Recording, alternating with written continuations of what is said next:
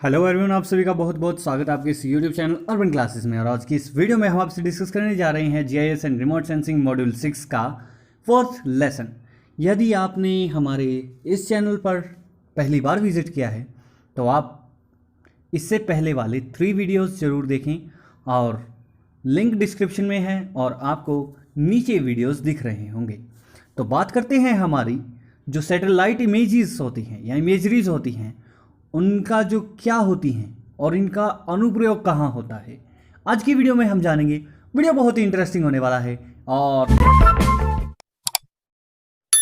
Select करिए ताकि हमारी नई वीडियोस की नोटिफिकेशन आपको सबसे पहले मिले। और जो ये मॉड्यूल समाप्त होने के बाद हम आपसे एक माफ़ी चाहेंगे कि बीच में हमारे ज्योग्राफी से अलग कुछ भी वीडियोस आ सकती हैं और वो टॉपिक शायद एनहांस होंगे, वो होंगे डिमांड बेसिस पर। तो हमारी फैकल्टीज़ के साथ अच्छी तरीके से एक समायोजन बैठक हुई है और उसके बाद हम आपसे सभी से गुजारिश रहेगी कि स्टूडेंट की डिमांड बेसिस पे ही हम वीडियोस लाते हैं। तो बात करते हैं सैटेलाइट इमेजरीज क्या होती हैं।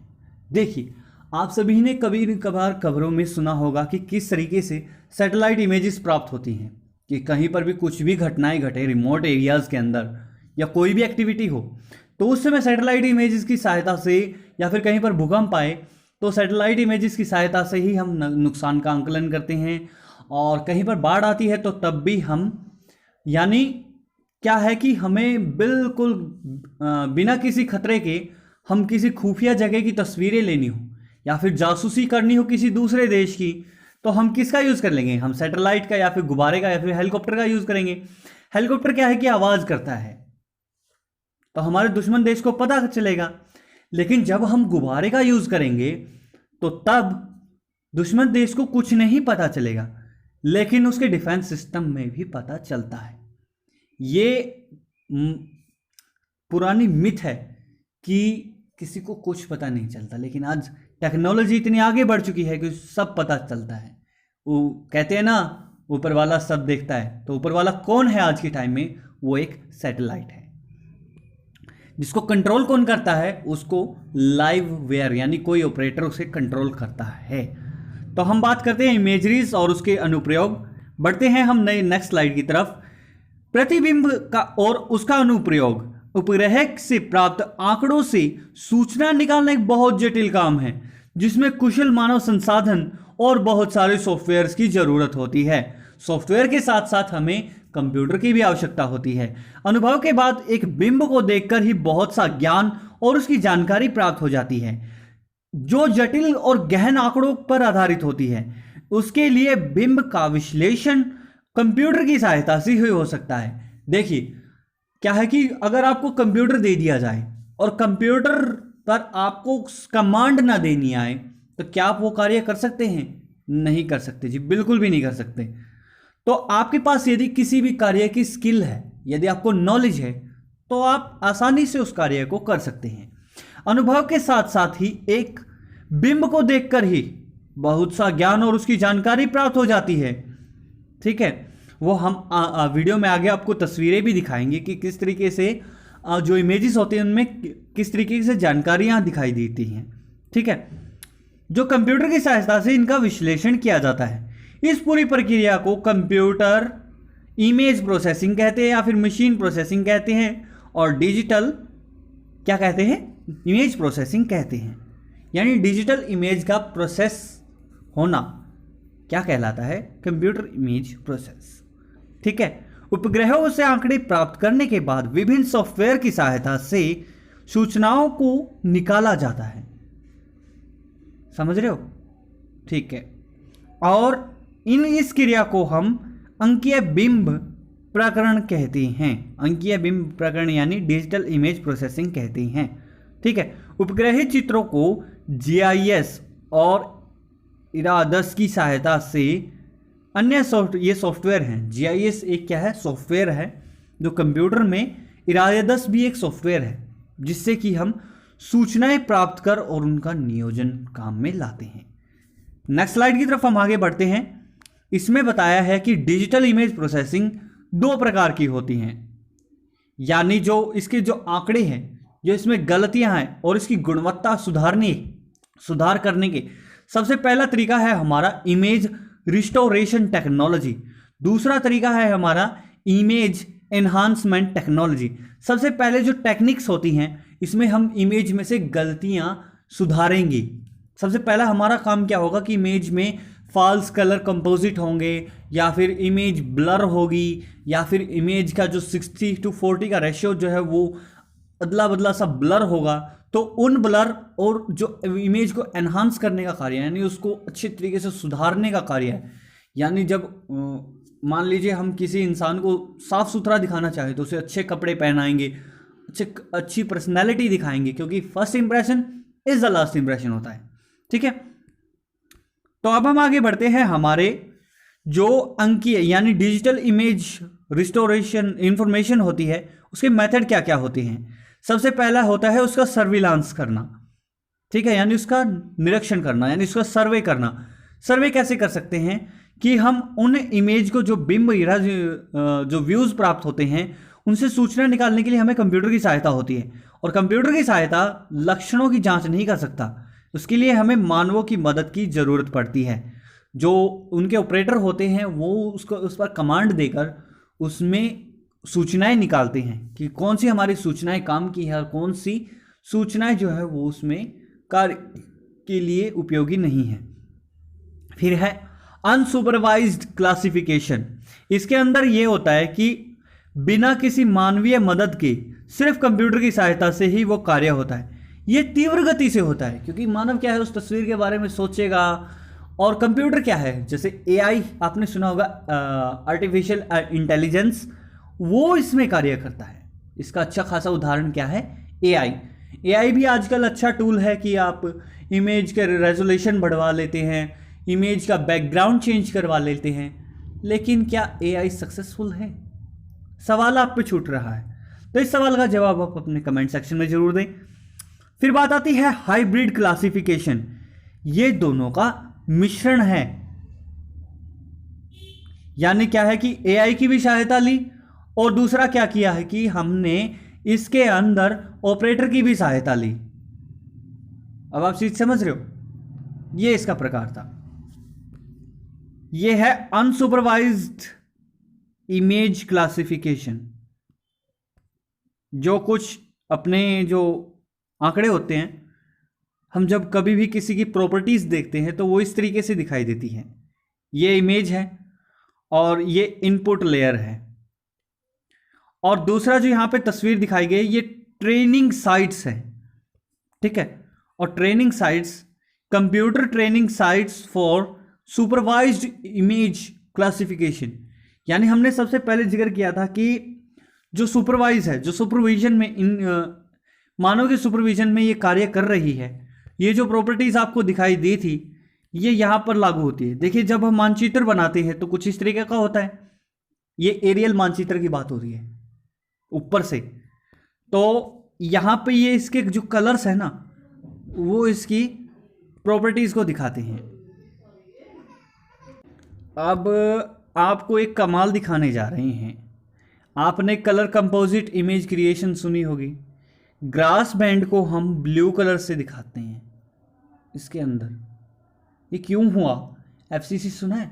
एफसीसी के अंदर क्या होता है कि फॉल्स कलर कंपोजिट बनते हैं। जो कलर ग्रीन होना चाहिए था वो कैप्चर हुआ ब्लू कलर में, और जो रेड बैंड दिखाई देने थे ना वो ग्रीन में दिखाई देंगे।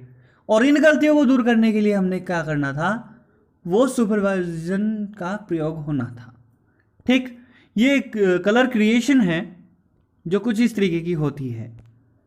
ये यहाँ पे इंफ्रा रेड कलर है, और रक्त जिसे कहते हैं NIR बैंड होती है, टेक्निकल वर्ड्स होते हैं थोड़े। ठीक है, ये यहाँ पे परिवर्तन यानी जो चेंजेस आए उसका आंकलन भी रिमोट सेंसिंग की सहायता से किया जाता है। इसके अंदर जैसे कि टाइम लिप्स होती हैं, यानी टाइम का बदलाव होता है कि इस टाइम, जैसे मौसम विभाग में होता है ना कि इस टाइम यहाँ पे क्लाउड फॉर्मेशन बनी हुई है, और इस टाइम यहाँ पे सर्कुलेशन का जो एरिया है वो बदल गया, और यहाँ पर ये एरिया पार कर गया, और उसके बाद फिर ये एरिया बिल्कुल खाली है। ठीक है, और दूसरा तरीका मैं आपको समझा दूं कि जो इमेजेस होती हैं क्या होती हैं, जैसे बॉर्डर एरियाज़ होते हैं वहाँ पर टेरर एक्टिविटीज़ होती हैं, ठीक है, और वहाँ पर कोई दुश्मन देश बॉर्डर के पास कोई अवैध निर्माण कर रहा हो तो उस इमेजेस में वो चेंजेस आपको दिखाई देते ही देते हैं, ठीक है।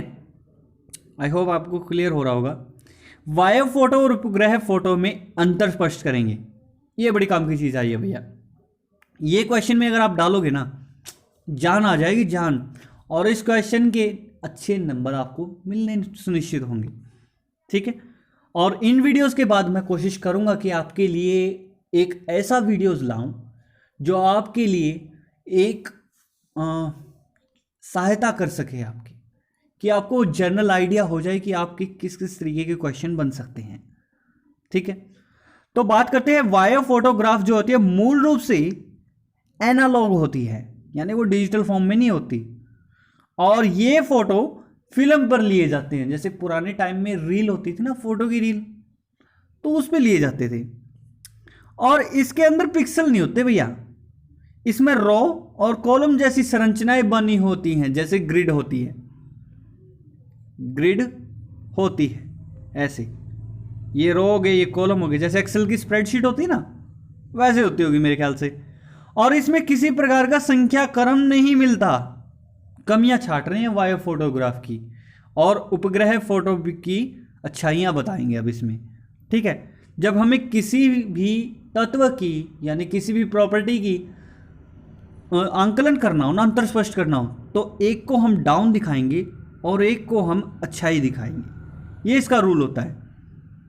फिर बात आती है वायु फोटोग्राफ में जीरो का कोई अर्थ नहीं होता, अच्छा, और वायु फोटोग्राफ का संबंध केवल दृश्य क्षेत्र से होता है। इसमें रंग स्थायी होते हैं, फिक्स होते हैं इसके अंदर कलर। और अब बात आती है उपग्रह चित्र, ये डिजिटल फॉर्म में होते हैं, ये स्कैनर या सेंसर की सहायता से लिए जाते हैं। इसमें पिक्सल, जो इमेज का निर्माण होता है वो पिक्सल से होता है। इसमें रो कॉलम जैसे, एक सेकेंड, जो उपग्रह चित्र जो होते हैं रो कॉलम जैसी संरचनाएं बने होते हैं। यानी कोई इमेज है हमारी और उसमें कोई एक बॉक्स है ना, उसकी कोई वैल्यू है, 112 हो गया, उसके बाद सेकंड वैल्यू हो गई तो उसकी 113, 114, 115, ऐसी लमसम ऐसी वैल्यूज होती हैं इसकी, ठीक है। और उपग्रह ये जो स्कैन जो होती है वो लाइन मौजूद होती है, इनका निर्माण इनसे होता है, ठीक है। और उपग्रह चित्र में हर स्थान का संख्या क्रम होता है, जिसे डीएन यानी डिजिटल नंबर कहा जाता है। उपग्रह चित्र में जीरो को भी एक अंक माना जाता है, और उपग्रह चित्र दृश्य क्षेत्र से बाहर भी काम करता है, ठीक है। उपग्रह चित्र कभी भी रंग बदल सकते हैं भाई, इसके कलर फिक्स नहीं है, आज कलर कुछ है कल कुछ और कलर आएंगे, तो इसमें सुधार करना भी जरूरी होता है। उसमें हम ऑपरेटर या सॉफ्टवेयर की सहायता से इसको दूर करते हैं। अब आती है जो यानी सुदूर संवेदन की सहायता और उसके अनुप्रयोग। रिमोट सेंसिंग का उपयोग मौसम विभाग द्वारा आंकड़े उपयोग करके मौसम संबंधी परिवर्तनों व घटनाओं की जानकारी देता है। जैसे कि कल नॉर्थ इंडिया के अंदर तूफान आया, बारिश आई, ओले आए, जो भी कुछ हुआ, एक्टिविटीज़ हुई, उन एक्टिविटीज़ के दम पर ही हमें मैसेजेस प्राप्त हुए कि आने वाले 3 घंटों के अंदर फलाना डिस्ट्रिक्ट के अंदर मौसम खराब रहेगा, तो आप घर से बाहर न निकलें। किसी जगह पर समुद्र के पानी का स्तर, बर्फ की मात्रा का पता लगाना हो तो संवेदी उपग्रह इसकी सहायता लेते हैं। किसी शहर में आपातकालीन स्थिति, सर्वे या फिर कोई जानकारी प्राप्त करनी हो तब इसकी सहायता लेते हैं। किसी युद्ध क्षेत्र में दुश्मनों की स्थिति और उनकी गतिविधियों की जानकारी प्राप्त करनी हो तब हम रिमोट सेंसिंग की सहायता लेते हैं। किसी प्राकृतिक घटनाओं का जानकारी पता लगाने के लिए और उसकी स्थिति तथा घटना में जो क्षति, जो नुकसान हुआ है उसके लिए भी हम रिमोट सेंसिंग का यूज़ करते हैं। यानी रिमोट सेंसिंग के प्रयोग के द्वारा जल संसाधनों का अनुप्रयोग।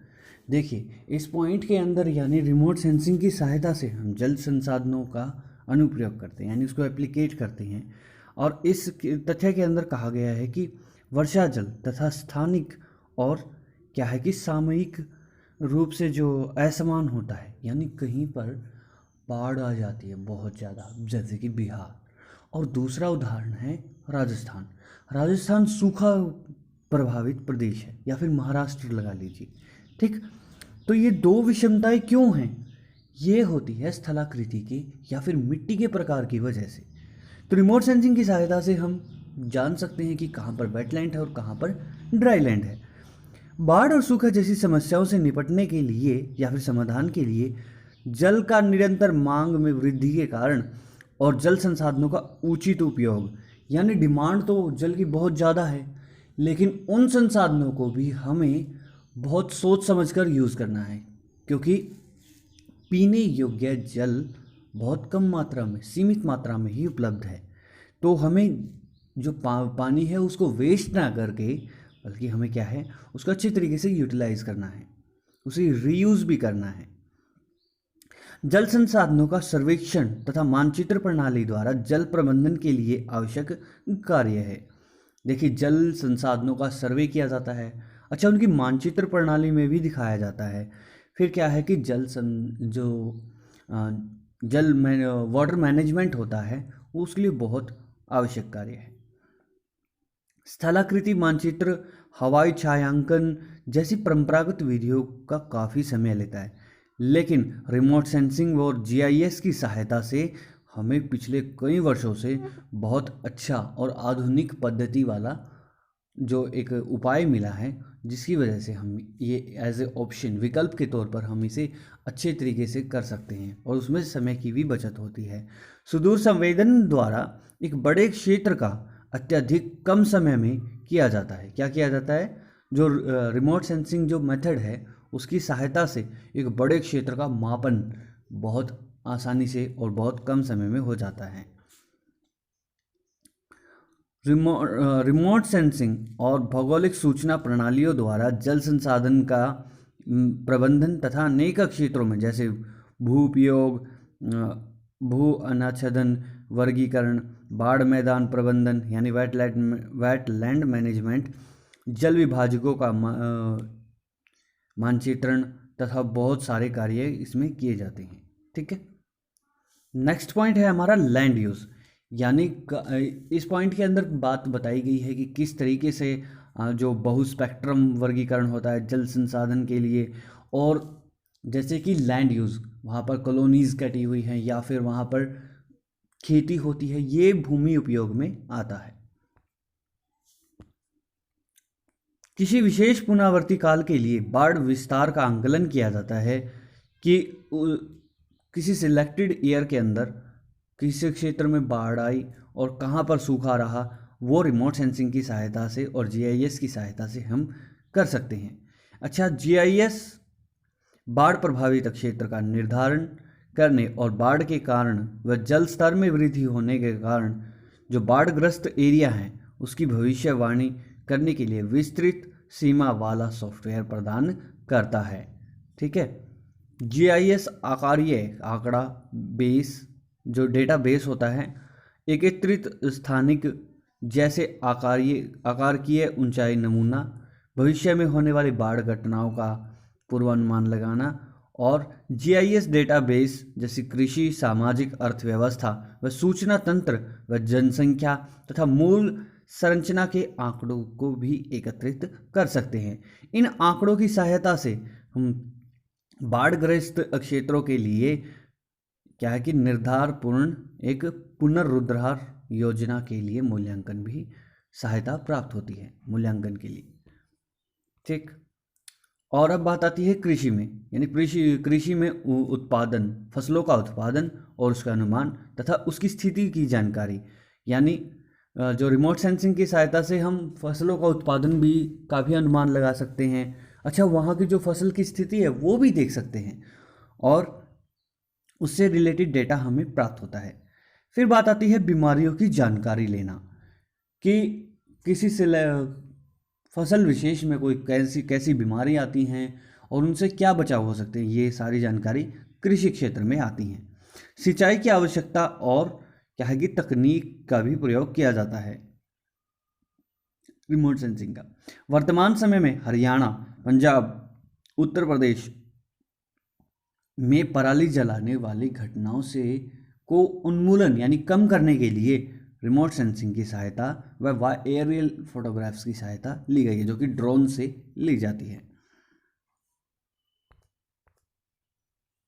ये जो पिक्चर है थर्मल इमेज है, और इसमें आपको दिखाया गया है कि किस तरीके से वहाँ पर जो पिक्चर, ये देखिए, ये अर्थ वीक हिडन वीक जोन्स हैं जो हरियाणा के अंदर जो भूकंप संभावित क्षेत्र हैं उनका ये ऊपर से पिक्चर दिखाई गई है। ये हरियाणा के अंदर हुड्डा सेक्टर जो उसके लिए ज़मीन एक्वायर की एक तस्वीर है, जो ऊपर सैटेलाइट की सहायता से ली गई है। अच्छा, इस तस्वीर की एक खासियत भी है बच्चों, ये जो पिक्चर है ये लार्ज स्केल पर ली गई है, तभी तो हमारे जो घर हैं वो बहुत छोटे छोटे, शहर भी छोटा सा दिखाई दे रहा है, ठीक है। लेकिन जब हम ड्रोन की सहायता से लेते हैं वो मीडियम स्केल पर होता है। ये क्रॉप कंडीशन, जो ड्रोन की सहायता से क्रॉप कंडीशन देखी जाती है। और परिवहन में भी जीपीएस का प्रयोग होता है, जैसे हमें कहीं पर रूट देखने हो और पता लग जाता है कि जाम कहाँ पर है, उससे छोटा रास्ता कौन सा है, ये सारी बातें इसमें डिस्कशन होती है। ग्लोबल पोजीशनिंग सिस्टम, जिसको हम जीपीएस के नाम से जानते हैं, ये यूएसए का है। और ग्लोनेस जो है GLONESS, ये रशिया का है। ग्लूरियो ये यूरोप का है।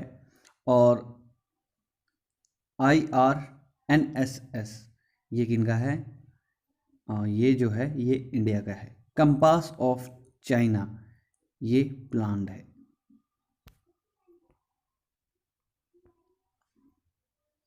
इसके अंदर जो जानकारी बताई गई है कि इंटरपोलेशन ऑफ सॉइल न्यूट्रिशन की क्या है कि जो हाल ही में सरकार ने योजना चलाई थी सॉइल हेल्थ कार्ड की, तो उसमें जियो पोर्टल की सहायता से, यानी भू पोर्टल की सहायता से ये जो सॉइल हेल्थ कार्ड हैं ये उपलब्ध कराए गए थे।